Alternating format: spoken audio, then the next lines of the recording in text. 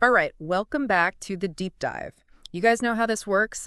You send us stuff to look at, and we try to pull out the good stuff. Mhm. Today, we're going to be looking at the modern practice of adult education by Malcolm Knowles. Specifically, the idea of from pedagogy to andragogy, which was suggested by one of you. Yeah, that's right. Sounds like, if you're interested in like effective learning or if you work with people and you're trying to help them learn, this is the deep dive for you. So what we're going to be looking at today are the differences between how we traditionally teach kids, which is pedagogy, Uh-huh. and andragogy, which Knowles uses to talk about how to help adults learn best. Okay, so let's back up a sec. For a really long time, for centuries, education was dominated by this one basic model that came from like the very first schools. Think like European monastic schools. And this model, pedagogy, was all about passing down established knowledge. So you know the word pedagogy, like what does it even mean? It literally means the art and science of teaching children. It comes from the Greek words for child and leading, so you can see how it's like really kid focused. Exactly. And it makes sense because this model grew out of teaching basic stuff like reading and writing to little kids. And so pedagogy really took root and became like the default. Then came elementary schools and early research in educational psychology, which focused on children and even animals. And that just solidified pedagogy as the way to go, even when the learners were adults. So as adult education became more like official and organized in the 1920s, some problems started popping up. Educators were trying to use pedagogy with adults and it wasn't really working. Put yourself in their shoes. How would you feel if all you got was lectures, memorizing things without really understanding them, and constant tests, like you're back in school? There was a lot of pushback from adult learners, and it's not surprising that dropout rates were pretty high. What's interesting is that this philosopher dude, Alfred North Whitehead, kind of pointed out why pedagogy wasn't a good fit for adults. He said that passing down fixed knowledge works when society changes really slowly over generations. Like if things stay pretty much the same, what you learned as a kid will be relevant throughout your life. But Whitehead argued that the 20th century was like a turning point. Culture was changing super fast, even faster than a person's lifespan. So Whitehead is basically saying that whatever you learn in your youth could become outdated before you even like finish living your life. This crazy pace of change makes lifelong learning super important. But more importantly, he said, we need to learn how to learn, to be self-directed in our learning. The old pour information into someone's head model just wouldn't cut it in a world that was changing all the time. Our source material actually has a cool visual showing how fast change happens now compared to the past. Makes you think, right? Absolutely. Teachers back then were seeing the pedagogy wasn't working. They started trying different things. And this was documented in the Journal of Adult Education in the 30s and 40s. What's funny is that they felt kind of guilty about moving away from traditional pedagogy because there was no theory behind what they were doing. They were just trying stuff out. And then, in the 50s, people started writing books, analyzing these experiences, trying to find some common threads. Then in the 60s, we see some real scientific research on adult learning. Cyril Hole's book, The Inquiring Mind, was really important. He interviewed a bunch of people who love to learn and found three main types of learners: goal-oriented, activity-oriented, and learning-oriented. Important to note, these aren't like strict categories. People are often a mix of all three. Then you have Alan Tuft's research in the late 60s and early 70s, which was like super important. His work, especially Learning Without a Teacher, showed just how much self-directed learning adults do. And most of it isn't even happening in schools or anything. Adults just learn stuff on their own. They have this natural process. And they'll often ask for help from people who aren't traditional teachers.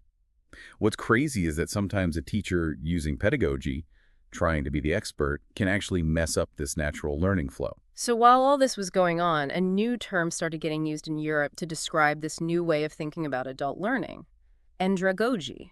It's from Greek, like pedagogy. Aner means man, not boy, like an adult. So it's directly contrasting with teaching kids. Knowles came across the term in the mid-60s and started using it. Now it's used everywhere. At first, Knowles defined Andragogy pretty simply as the art and science of helping adults learn, as opposed to teaching children. But his thinking changed over time. He realized that andragogy is really a set of assumptions about learners.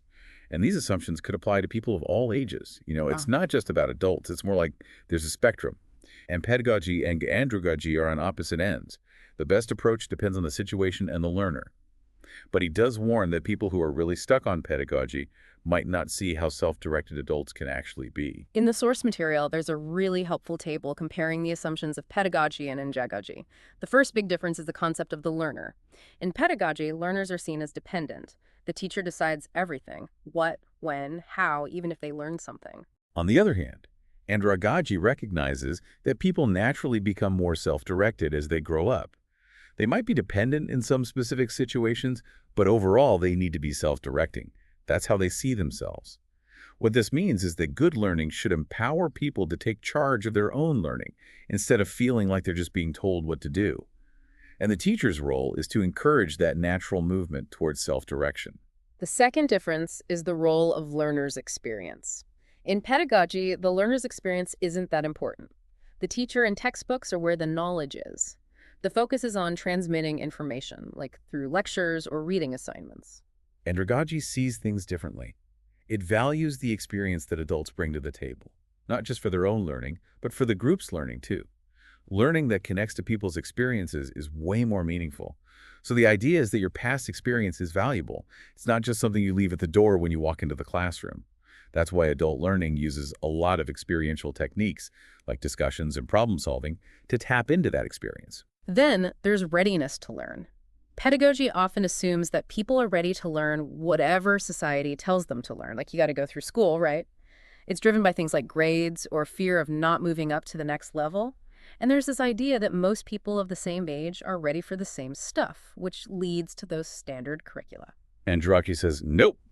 Adults are ready to learn when they need to know something to solve a real-life problem, something they're dealing with right now. The educator's job is to help them figure out their own needs to know and then structure the learning around that. And finally, there's the orientation to learning. With pedagogy, learning is seen as acquiring knowledge that might be useful someday, like stocking up on facts, right? The way things are taught is often based on the logic of the subject matter. Andragogy is all about using what you learn now. Adults want to be able to apply new skills and knowledge immediately to improve their lives. They're focused on results. So adult learning is organized around developing specific skills and competencies, and they want to see how it works in practice. Let's look a little deeper at this change in self-concept. Like we said, kids are often taught to be dependent learners. Society expects them to be students first, and that means being passive and receiving information. Right, and this dependency is reinforced all through school. It's interesting that Knowles points out that in kindergarten, there's often more student involvement in planning activities. But as you go up through school, teachers and curriculum planners take over, and kids become more dependent. But then something changes when you become an adult. You're not a full-time student anymore. You're a worker, a parent, a member of the community. Your sense of self comes from what you do, not from being a student. And that leads to a self-concept of being self-directed. And that's where things get tricky in adult education. Even though adults are self-directed in most of their lives, they've been trained to be passive learners in school. So when they enter an educational setting, they might revert back to that old dependent mindset. And if the teacher also acts like they're in charge of everything, it clashes with the adult's need to be self-directed. That leads to people getting frustrated and not participating. Knowles says that's why it's important to help adults shift their mindset about learning and build the skills to be self-directed learners. And we got to remember that bad experiences in school can really affect how adults see themselves as learners. Adult education can fix that by offering a different, more supportive environment and giving people early wins to build their confidence. Absolutely. Knowles describes this great feeling of release and exhilaration that adults get when they realize they can be in charge of their own learning. This ego involvement, like really taking ownership, leads to some amazing results. So we've talked about the differences between pedagogy and andragogy, but what does this mean in practice? How do we do adult education differently? One big area is the learning climate. If adults see themselves as self-directed, the learning environment needs to reflect that. Exactly. The physical space should be comfortable for adults, not like a traditional classroom. Think more like a meeting room, where adults would feel at home. But even more important is the psychological climate. Everyone needs to feel accepted and respected, including by the teacher. There should be a sense of partnership and freedom to share your thoughts without being judged. Knowles talks about getting rid of anything that makes adults feel like kids. Don't hold adult classes in a school building. Ditch the podium and rows of chairs. Have people work in small groups around tables. Even little things, like using flip charts instead of chalkboards, can make a difference. The teacher's behavior is super important too. Showing real interest in each person, using their names, really listening to them, all of that creates a respectful atmosphere. This climate of adultness should be everywhere. from the way the organization is run to how leaders behave. Another big thing is diagnosing learning needs. If adults are self-directed, it makes no sense for a teacher to just tell them what they need to learn. Right. Andragogy is all about getting learners involved in figuring out their own needs. Knowles has this three-step process. First, you define what skills or knowledge are needed to achieve a goal. Then you do some activities like case studies or self-assessments so people can see where they stand. And finally, you help them see the gaps between where they are and where they want to be. Ideally, that creates a desire to learn, like, oh, I need to work on this. Next up, the planning process. We all know that people are more invested in something if they helped create it, right? So when teachers do all the planning for adults, it can backfire. It makes people feel like they have no say. Yeah, it goes against that whole idea of self-direction. So Andragogy says, get the learners involved in planning. The teacher becomes more of a guide, helping them through the process. This could mean direct participation in small groups, or maybe having learner representatives for bigger groups. Planning means turning needs into specific learning goals, designing activities, and figuring out how to evaluate the learning, all done together, teachers and learners. Now let's talk about actually running the learning experience. In pedagogy, the teacher is the one who teaches. The learners are more passive, listening, and absorbing information. Andragogy changes that up. The teacher's more like a facilitator, a resource person, a fellow learner even.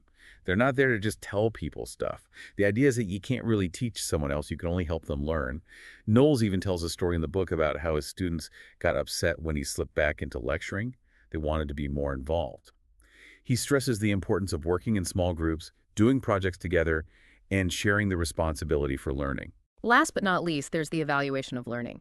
In pedagogy, teachers give grades. But that can feel childish to adults, and it doesn't really respect their autonomy. Exactly. With Andragogy, the focus is on self-evaluation. Adults should be able to judge their own progress. The teacher is there to help them develop the skills and tools to do that. And the whole program should be evaluated too. Is it actually helping people learn? Knowles even suggests thinking of evaluation as re-diagnosing learning needs. That way, it's not about judging the past, but about figuring out what needs to happen next. Of course, the teacher needs to be open to feedback and create a safe space for all of this to happen. Another key difference between andragogy and pedagogy is the role of experience.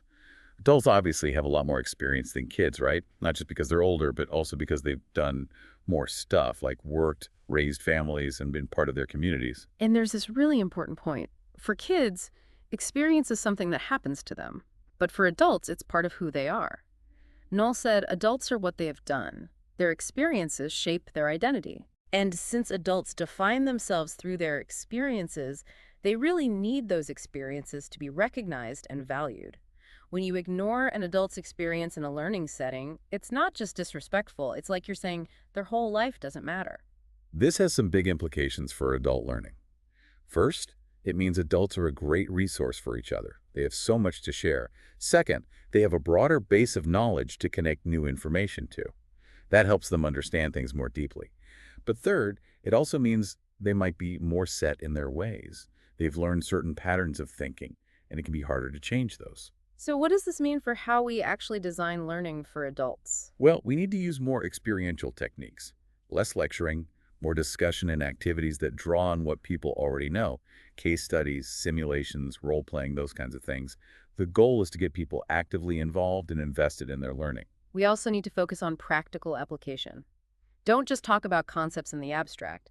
Give people a chance to actually plan how they'll use what they're learning in their own lives. And we should help adults unfreeze and learn to learn from experience.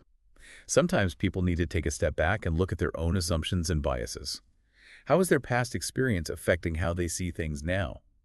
Some of those diagnostic exercises we talked about can help people reflect on their experience and learn from it. Another big idea in andragogy is readiness to learn. Knowles talks about developmental tasks, which are like challenges or milestones that happen at different points in life. These tasks make people ready to learn certain things. If you successfully deal with a developmental task, you feel good and you're set up for success later on. If you fail, you might struggle. These tasks create what you could call teachable moments. With kids, developmental tasks are about growing up physically and mentally. But with adults, it's more about social roles. Hurst, the guy who came up with this idea, said there are 10 main social roles that adults take on: worker, partner, parent, child of aging parents, citizen, and so on. And these roles play out across three phases of adulthood: young adulthood, middle age, and later maturity. And the specific things you need to learn for each role change as you age. Happyhurst gives some good examples of how this works. Take the role of worker. When you're young, getting a job is a big task. That's when you're most ready to learn about finding a job. Later, it's about being good at your job, then maybe getting promoted. And then when you're older, it's about retiring. He also lists developmental tasks for each stage of adulthood. Young adulthood is about stuff like finding a partner, starting a family, and beginning your career. Middle age is more about civic responsibility, finances, helping your kids as they become teenagers, and adjusting to changes in your body. Later maturity is about dealing with declining health, retirement, maybe the loss of a spouse, and finding your place in a new social group. The point is, adulthood isn't just one big, unchanging thing. It's a process with its own transitions and crises, just like childhood and adolescence. Knowles does point out that a lot of this research is based on middle-class Americans, so it might not apply to everyone. So how does all this about developmental tasks affect how we do adult education? It means the timing of learning is super important. You need to offer the right kind of learning at the right time in a person's life. Don't teach advanced management skills to someone who's just starting out in their career. And don't teach retirement planning to people in their 40s who are still focused on raising kids and building their careers. It also affects how you group learners. Sometimes it makes sense to put people with similar developmental tasks together, like a parenting class for parents of toddlers would be different from a parenting class for parents of teenagers. But for other things, like learning communication skills, having a mix of people from different ages and backgrounds can be better. Knowles liked to give learners some choice in who they worked with based on their developmental tasks or what they were going through in their lives. The last big assumption of Andragogy we'll talk about is orientation to learning. For kids, education is often about the future. Like, you learn stuff now so you'll be prepared later. Their focus is on the subject matter itself. Adults are different. They're focused on the here and now. They learn stuff to solve problems they're facing right now, to become better at what they're doing right now. They're not thinking about the future as much. And that has some implications for how we do adult education. First, adult educators need to think differently. They can't just focus on the subject matter, like you might with kids. They need to understand what's going on in their learners' lives and design learning experiences that address those real-world concerns. It also affects how the curriculum is organized. Instead of traditional subjects, adult education often uses a problem-based approach. Courses are named things like writing better business letters or writing short stories instead of just composition. Even the bigger categories in adult education are about real-life stuff: family life, social responsibility, personal growth. And when you're designing a learning experience, start with the learner's problems. Don't open with a syllabus. Ask them what they're hoping to get out of the course, what challenges they're facing. Using those problem census exercises or diagnostic tools early on can really get people engaged. The learning might go beyond those initial problems, but that's the starting point. From there, the teacher and learners can figure out what else is important. Knowles also talks about some other important assumptions about learning. The first one is that adults can learn. It sounds obvious, but people used to think you couldn't teach an old dog new tricks. Knowles points to research from the 1920s that shows learning ability only declines very slowly as you get older. Later research said it's the speed of learning that might change, not your ability to learn new things. And staying mentally active helps with that too. But even though adults can definitely learn, some things can make it harder. People might not believe in themselves, or they might not have the confidence to try new things. There are also physical changes as you get older, like your vision or how much energy you have.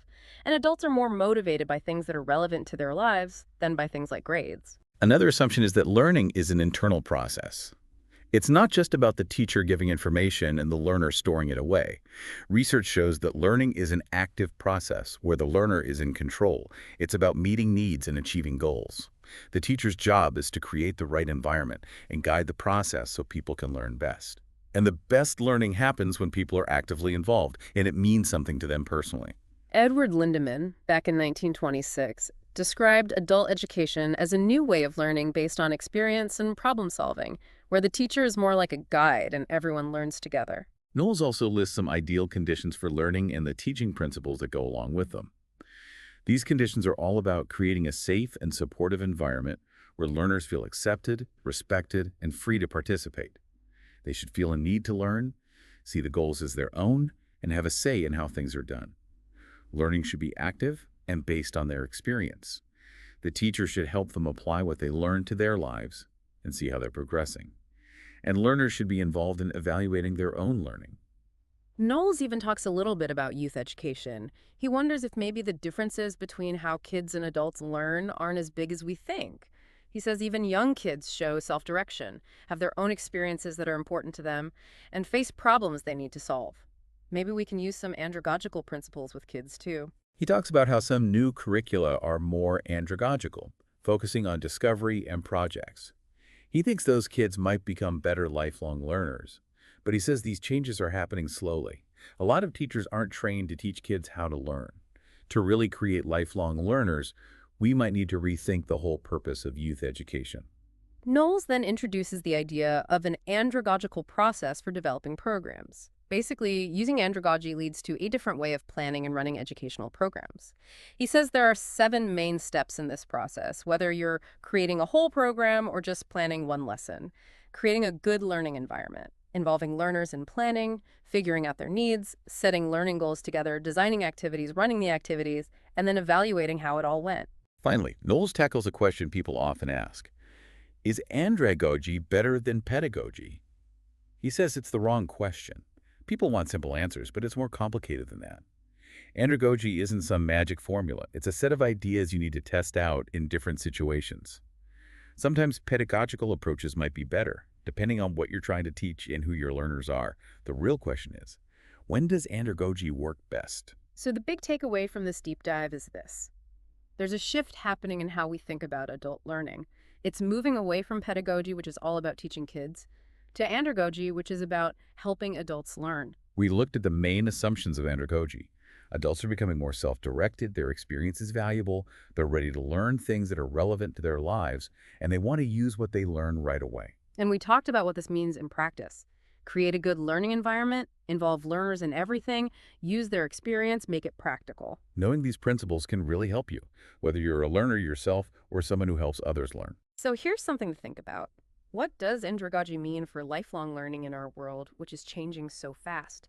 If we embrace these ideas, not just in formal education, but in our everyday lives, how can that help us keep growing and adapting? How can we become more self-directed learners? Think about your own learning experiences, what worked for you, what didn't, and keep exploring these ideas because they're really important.